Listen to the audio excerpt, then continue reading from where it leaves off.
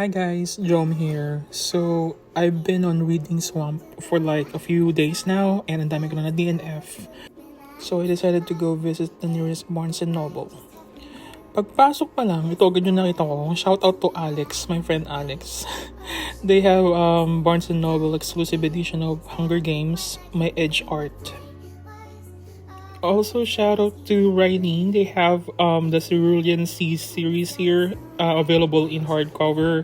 Tapos meron silang itong board game, official board game ni TJ Kung. And they have this keychain. So, nasa TBR ko pa siya. Hindi ko pa siya nababasa. Pero girl, tignan mo. Now I'm here in the YA section, my favorite section in any bookstore. And they have the LGBTQA plus section too. So here are some of their series. Few of them I already have at home. And then, ang pinaka-highlight nito ay ito. Ayan, when Haru was here. And it has a Barnes & Noble exclusive chapter. Ito siya. Oh my God. Nala si bakla. Nag-Hokage moves. Hindi, charot lang. Meron akong dalawang copy niyan sa bahay. Hardcover. And then...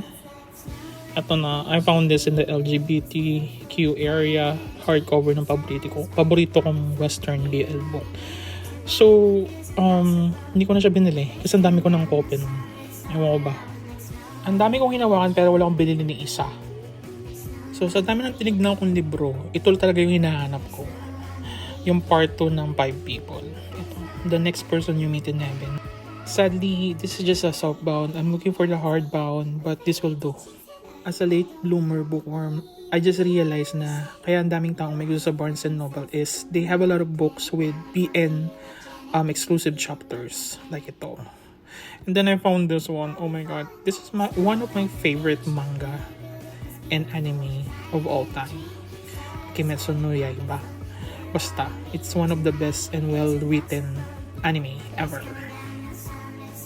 So to summarize, sa dami ng hinuwakan ko, itong 3 Mitch Albom books ang binili ko because I've been reading a lot of books in the past few weeks. And most of them mga na-DNF ko. So instead of piliting tapusin ko, I decided to take a few steps back and, go back to one of my favorite authors when I was little. And, just have fun.